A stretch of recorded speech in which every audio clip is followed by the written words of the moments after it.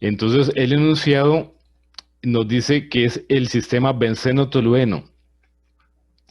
Es un sistema binario y entonces después vamos a explicar pues, un ejemplo con tres componentes. Entonces vean que en este ejemplo el punto A nos dice, conociendo la composición del líquido y a temperatura constante, encontrar la presión y la composición. ¿Qué sería esto? ¿Presión de burbuja o presión de rocío? Conocido composición de líquido y temperatura constante. Rocío, profe. De rocío sería vapor saturado, entonces sería conocido Y. En este caso es conocido X. O sea, es líquido. Presión de burbuja. Presión de burbuja, correcto. Entonces, primero hay que calcular una presión de burbuja y vean que el punto B, ahora sí diría conociendo composición de vapor. O sea, lo que tendríamos es un vapor. Por eso dice Y1. Y1 0,33. Automáticamente Y2 sería 0,67. Lo que le falta a la unidad. Temperatura constante, encuentre composición de líquido y P. Entonces aquí en este segundo caso, ¿qué tendríamos? ¿Cuál presión sería esta? De rocío. Presión de rocío, correcto. Entonces vean que estamos primero leyendo el problema y entendiendo el problema para ver qué nos están preguntando. Punto C dice, empezando con un líquido, dice X1. Entonces estamos empezando con un líquido, presión constante, calcule composición del vapor y temperatura. Entonces vean ahora esta temperatura, ¿qué sería? ¿Una temperatura de burbuja o una temperatura de rocío? Una temperatura de burbuja. Temperatura de burbuja, correcto. Y de manera similar, el punto D dice, conociendo Y, o sea, empezamos con un vapor, Y1, y presión constante, entonces calcule composición de líquido y temperatura T. ¿Esta temperatura cuál sería? Temperatura de rocío. Temperatura de rocío, correcto. Y los puntos E y F, por decirlo de una manera, es aplicación de la explicación que dimos de la regla de la palanca, porque el punto dice temperatura 105 Celsius y presión 120 kilopascales, y ahora vamos a ver que esta temperatura va a estar en un punto intermedio entre el punto de rocío y el punto de vapor. Entonces aquí es calcular la composición en un punto intermedio, y en el punto F, vean que nos dice si la fracción molar global de benceno es Z, o sea, nos dan la composición de entrada, que puede variar también. Eso puedo tener varios experimentos a diferentes composiciones de entrada, pues eso me obligaría a calcular X y Y para esta composición Z1. Y al final nos piden hacer un pequeño análisis de por qué razón lo que vamos a usar es la ley de Raoult. Entonces, ¿por qué razón se usó la ley de Raoult? Esa es a la última pregunta. Esas son básicamente las preguntas que nos están haciendo. Las vamos a ir contestando. Ustedes me van a ayudar. Lo primero que tenemos que hacer es buscar las constantes de la ecuación de Antoine, porque vamos a necesitar calcular presiones de vapor. La ley de Raoult, acordémonos, involucra las presiones de vapor o de saturación. Y entonces aquí tenemos estas constantes de la ecuación de Antoine, que es la que estamos viendo, tomadas de la tabla B2 del libro de Smith, Van Ness y Abbott, donde vean que la presión está en kilopascales, la temperatura en Celsius, y además el logaritmo es logaritmo natural. Todo eso tenemos que tener cuidado para hacer los cálculos. Entonces, la primera pregunta es un cálculo de una presión de burbuja. Vean que cuando la temperatura es constante, los cálculos son muy fáciles porque las presiones de vapor son constantes. Entonces, digamos que eso nos facilita el cálculo. Entonces, en este caso, la presión 1 es la presión, vamos a decir que el componente 1 es el benceno y el componente 2 es el tolueno. Entonces aquí tenemos la presión de vapor 1, presión de vapor 2 y vean que esa es la ecuación que vamos a utilizar, esa es la ecuación que habíamos planteado que aplicaba a puntos de burbuja. O sea, una combinación, digamos, lineal de las presiones de saturación va a ser igual a la presión total. Entonces, y donde X1 es igual a 0,33 y X2 es igual a 0,67. Los dos, acuérdense que los dos tienen que sumar 1 y eso nos da la presión, esta es la presión de burbuja.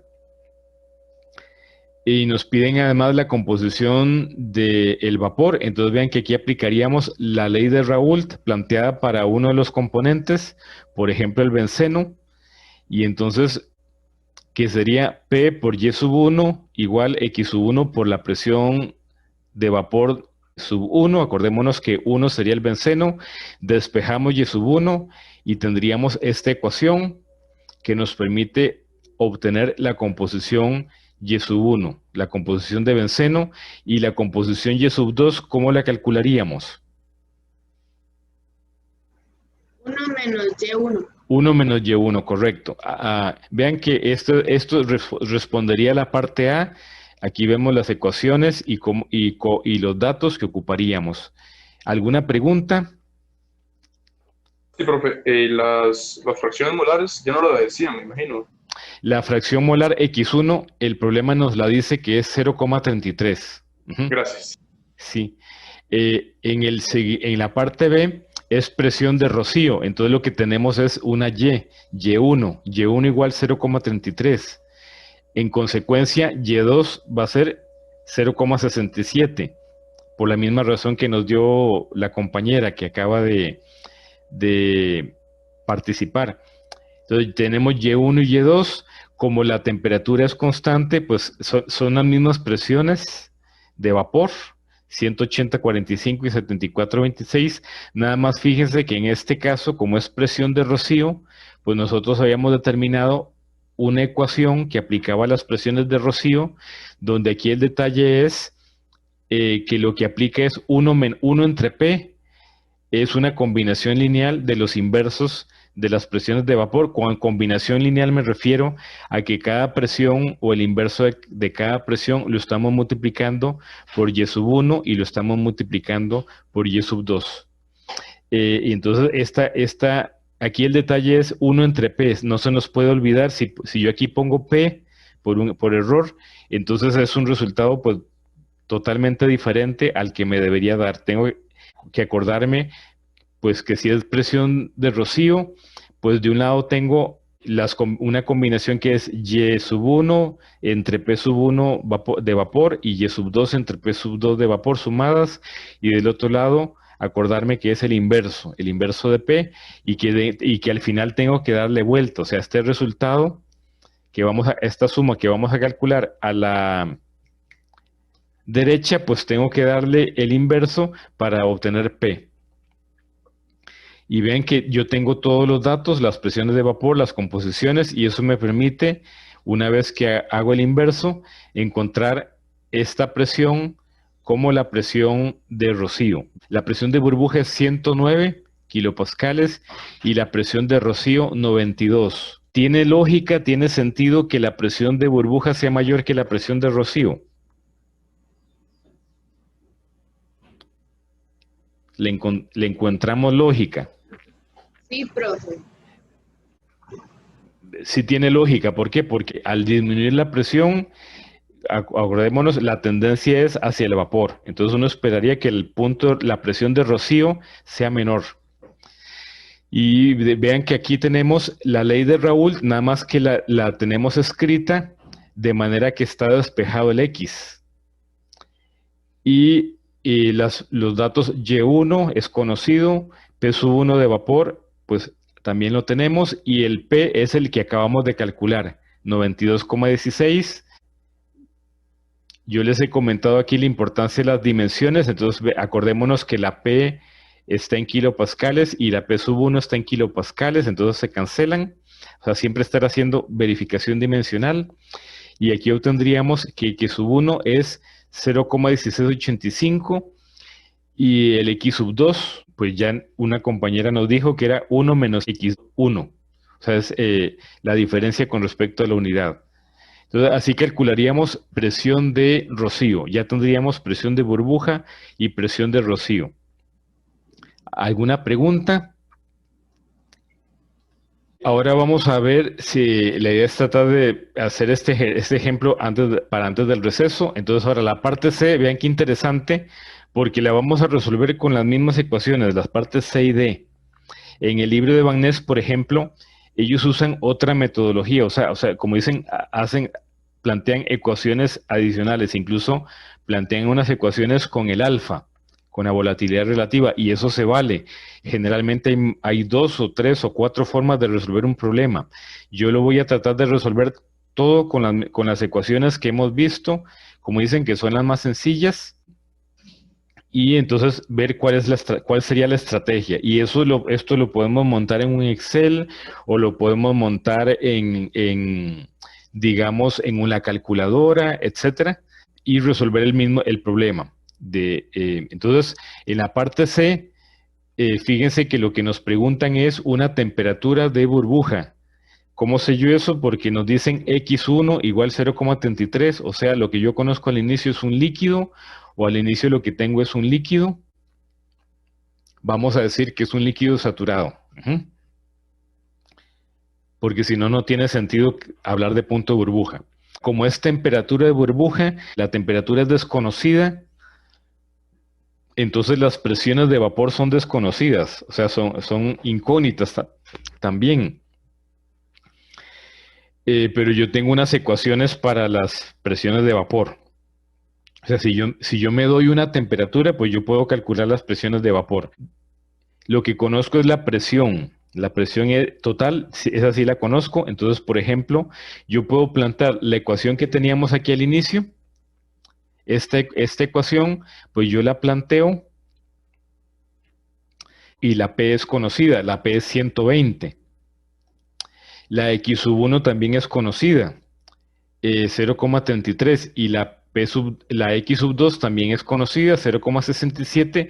Entonces vean que yo tengo esta ecuación donde P sub 1 y P sub 2 dependen de la temperatura. Entonces yo puedo empezar a probar valores de la temperatura hasta que esta combinación, o sea, esta fórmula que tengo a mano derecha me dé 120. Y entonces por prueba y error yo encuentro que la temperatura es 103,31 grados Celsius. Si yo esto lo puedo meter a un Excel, pongo en una celda la temperatura y pongo diferentes valores, pongo un valor inicial y yo puedo plantear en Excel dos celdas, una con el valor 120 y otra con esta fórmula, y yo le digo a Excel, yo necesito que estas dos celdas sean iguales, y Excel me buscaría precisamente esto mismo, que equivaldría a hacerlo por tanteo. O sea, Excel me lo calcula rápidamente. Esto, pues, hay gente, yo también he visto que hay gente que agarra las ecuaciones de Antoine, las pone aquí. Acordémonos que eso sería un exponencial de la formulita que está arriba, y entonces esa ecuación la mete en la calculadora y le pone a resolver. Y también, o sea, hay varias maneras de encontrar que la temperatura es 103,31. Lo que quiero plantearles es que es tan sencillo como plantear esta ecuación y saber que, pues, que las presiones de vapor dependen de la temperatura. Es más, conociendo la temperatura, yo tendría la presión de vapor, por ejemplo, del benceno, componente 1, y eso me permite a mí encontrar la composición del vapor con base en la presión de 120 kilopascales, la composición X1 0,33 y el valor de la presión de saturación 1 de 197,15 kilopascales. Y aquí, eso me permite encontrar Y sub 1, que es 0,5422. ¿Alguna pregunta? Espero que este planteamiento sea más sencillo incluso que lo que plantea tal vez Smith y Van Ness.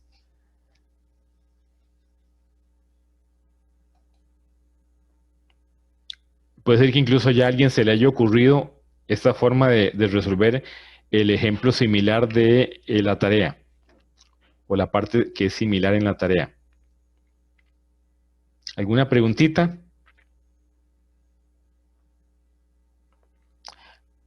Una pregunta que se me ocurrió a mí, porque aquí hay una nota. ¿Cómo calculamos un valor inicial? Puedo escoger un valor inicial que esté muy alejado, entonces para no tener que hacer mucho tanteo, por decirlo así, yo para empezar puedo decir para qué valor de la temperatura es la presión del benceno 120 kilopascales y para qué valor de la temperatura es la presión del tolueno igual a 120 kilopascales, entonces eso me da un intervalo de temperaturas. Yo sé que, por ejemplo,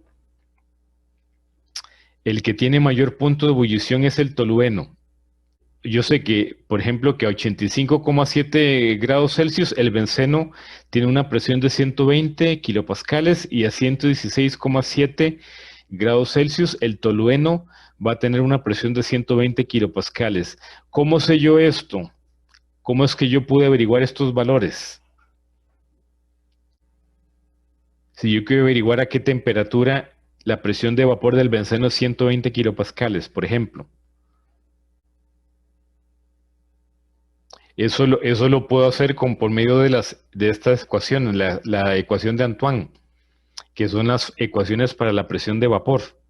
Si a mí me dan una presión, yo puedo averiguar temperatura. Si yo pongo 120 aquí y puedo averiguar la temperatura correspondiente para el benceno y puedo averiguar también la temperatura correspondiente para el tolueno, que son estos valores. ¿Y para qué averiguo estos valores? Porque sé que la temperatura que estoy buscando tiene que estar entre estos valores, porque es una mezcla. Entonces, como una aproximación, ojo, es muy importante, esto es una aproximación para tener un valor inicial. Como una aproximación inicial, yo puedo hacer una combinación de las temperaturas, lo que se llama una suma ponderada. O sea, yo agarro las composiciones del benceno, punto 33, por el punto de ebullición del benceno. Esto equivale a los puntos de ebullición. Entonces, punto 33 por el punto de ebullición del benceno más punto 67 por el punto de ebullición del tolueno es una estimación de la temperatura de burbuja, 106,5. Eso lo puedo introducir como valor inicial en esta fórmula o para empezar a iterar esta fórmula y vean que el valor de T pues está cerca. Entonces eso es algo, eso es un tip, es una sugerencia para poder hallar ese valor inicial. ¿Alguna preguntita? De hecho, este mismo valor inicial lo vamos a usar para el otro caso, la parte D. Continuando, la parte D, vean que es la ecuación que usamos para el punto de rocío, porque ahora lo que ocupamos es una temperatura de rocío. O sea, lo que me dan es un Y1, o sea, lo que tenemos es un vapor saturado, y la presión es constante. Entonces es un punto de rocío, temperatura de rocío. Entonces yo puedo plantear la ecuación que teníamos por acá, donde yo conozco la presión y conozco la composición. Entonces lo puedo escribir de esta manera. Y de nuevo vamos a ir iterando la temperatura hasta que la parte que está a la derecha pues sea igual a 1 entre 120. Vean que ya sea que lo hice por la calculadora, usando Excel, etcétera, llegamos a 109,13 grados Celsius como el valor de la temperatura de rocío. Eso me permite conocer la presión de vapor del benceno, 229,4 kilopascales, y eso lo insertamos en la ley de Raoult aplicada al benceno para poder calcular la composición. Entonces usamos los valores conocidos, 0,33, valor de Y sub 1, 229,40, valor de P sub 1 en kilopascales, 120 kilopascales la presión conocida, y eso me da X sub 1 igual 0,1726. Y podemos usar el mismo criterio para escoger un valor inicial para la iteración. Y entonces esta sería la forma como podríamos calcular temperatura de rocío. Profe, disculpe, ¿podría volver a explicar cómo se calcula esa temperatura de rocío? No, no me quedó nada claro. Sí, con mucho gusto. Es esta ecuación. O sea, es la ecuación que habíamos dicho que se usa para punto de rocío. En este caso, la P es conocida, 120. Y el Y sub 1 y el Y sub 2 son conocidos, 0,33 y 0,67. ¿Cuál es el detalle? Que como es temperatura de rocío, las presiones de saturación, P sub 1 y P sub 2 de saturación, son dependientes de la temperatura. Por eso hay que dejarlas indicadas. O sea, las dejamos indicadas porque son dependientes de la temperatura. Entonces entramos en un esquema de prueba y error o en un esquema de iteración, donde yo tengo que empezar con un valor inicial, que puede ser este valor que tenemos acá, 106,5. Lo puedo usar también aquí como valor inicial y yo empiezo a iterar, por decirlo así. Calculo aquí P sub 1 de saturación y P sub 2 de saturación a este valor, 106,5, y no me va a dar una igualdad. Entonces yo empiezo a variarlo y me voy moviendo en la medida que me aproxime a una igualdad. Entonces cuando llego a 109,13, pues voy a estar suficientemente cerca de que estas dos cosas sean iguales. O sea, que lo que está a la derecha, pues sea igual a lo que está a la izquierda. Más Esa o menos. temperatura que se busca es para calcular la presión de vapor 1. Eso es una consecuencia. La temperatura es lo que yo estoy buscando. Estoy buscando temperatura de rocío. Esa es mi respuesta a la pregunta. Entonces, como parte de los cálculos, yo tengo que determinar la presión 1 de saturación y la presión 2 de saturación. O sea, de hecho, si lo planteo en un Excel, pues ahí mismo yo tendría unas celdas con la presión 1 de saturación, presión 2 de saturación, y entonces como consecuencia de buscar esta temperatura, pues yo voy a tener las dos presiones de saturación. De una vez. Entonces, para ver si me queda claro, usamos esa temperatura que calculamos al inicio para iniciar la iteración, y con esa temperatura vamos a la ecuación de Antoine para calcular presiones para ver si nos iguala a 1 entre 120. ¿Es así? Correcto, sí, y empiezo a variar la temperatura porque este valor de 106,5, de una vez te digo, no te va a dar la igualdad. Entonces hay que empezar a variar. En este caso, ¿cómo sé yo si es para arriba o para abajo? Si yo veo que me muevo para arriba, o sea, valores superiores, y que me estoy acercando a una igualdad, pues entonces yo sigo en esa tendencia y con eso puedo llegar a este valor, 109,13. Ah, ok. Y nada más para estar completamente seguro, el valor inicial de la temperatura, ¿cómo fue que la calculamos? El valor inicial de la temperatura para la temperatura de rocío, yo tengo el mismo rango, porque estos son los puntos de ebullición de los compuestos a 120 kilopascales.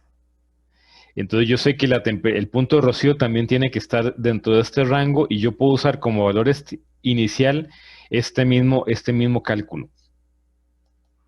Esto es un valor estimado.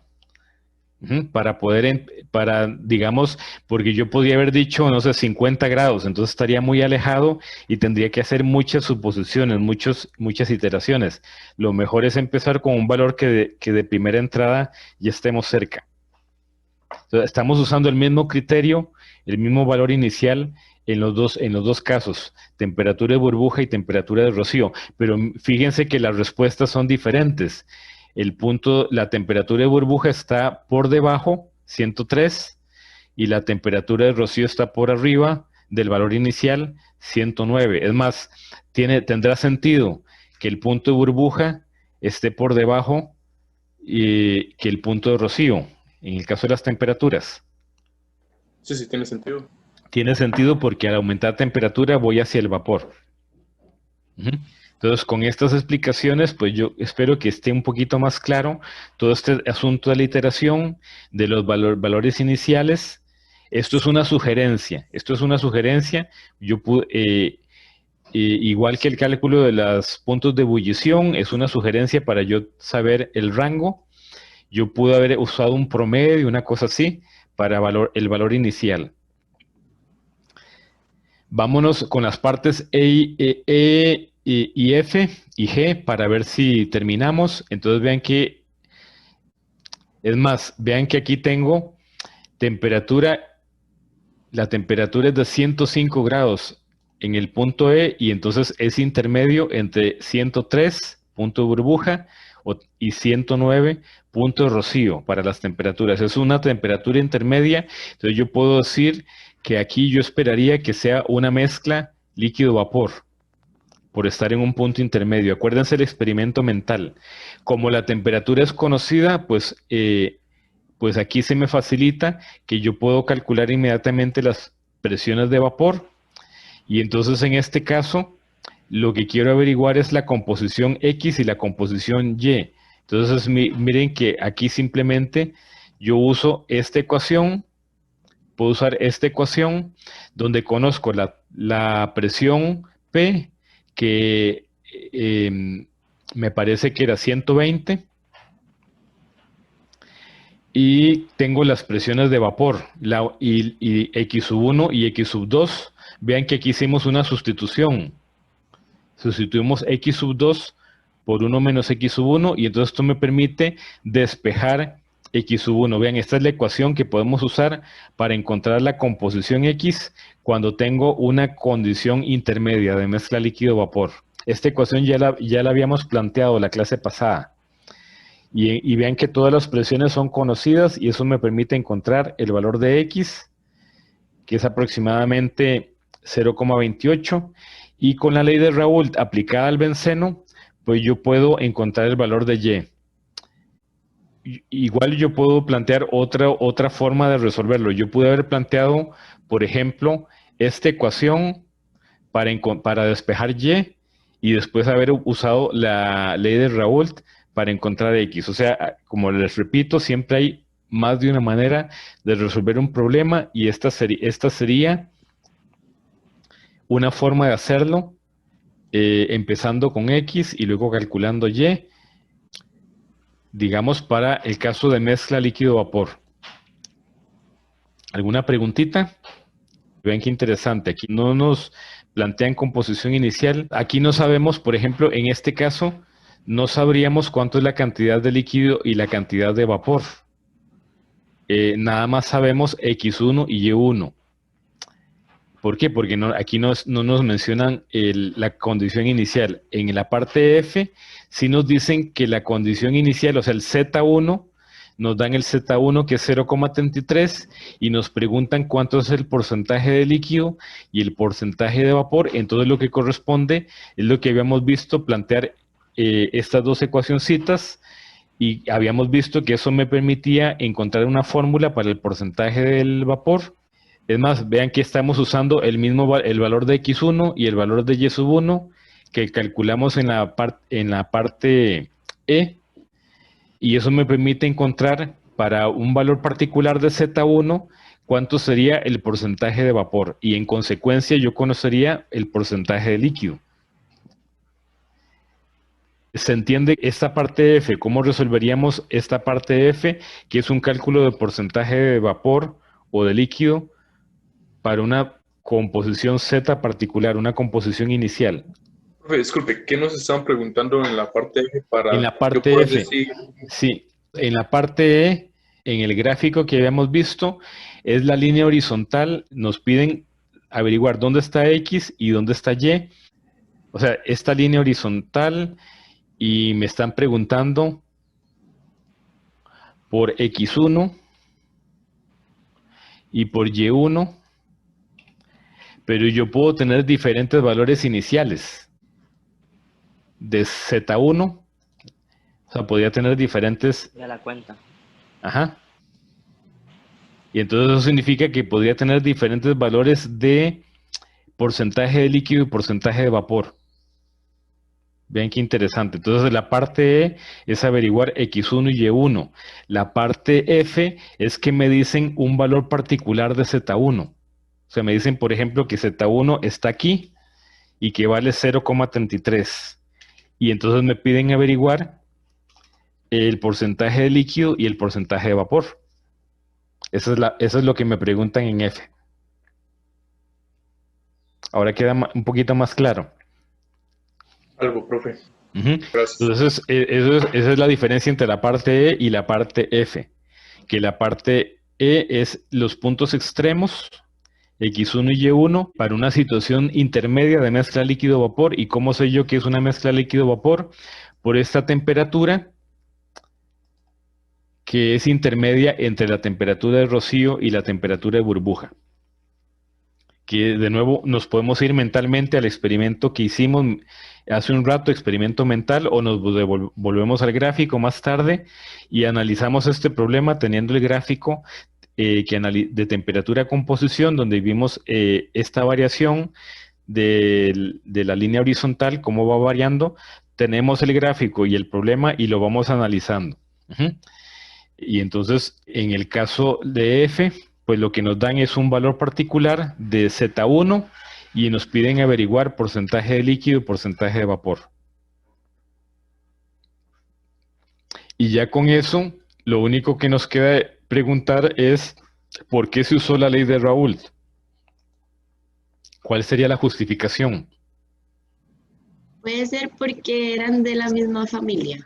Porque son de la misma familia, correcto. Entonces, al ser de la misma familia, son molecularmente son muy similares. Entonces, por esa razón, se dice que la solución se considera ideal y además la presión es baja porque es cercana a una atmósfera.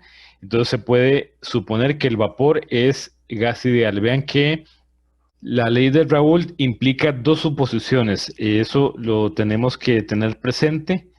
Es más, podría ser una preguntita de, digamos, la próxima prueba corta. Son dos suposiciones. Una suposición para el líquido y otra suposición para el vapor. El líquido es una solución ideal que por el momento, para nosotros eso va a significar que son sustancias muy similares químicamente, que son posiblemente de la misma familia química. Y en el caso del vapor, la suposición va a ser que podemos suponer gas ideal. Estrictamente, por ejemplo, nosotros tendríamos que corroborar estas dos suposiciones. O sea, siempre las suposiciones en algún momento hay que corroborarlas. Por ejemplo, en el caso del gas ideal, habría que hacer una estimación de Z para ver que el Z sea similar a 1.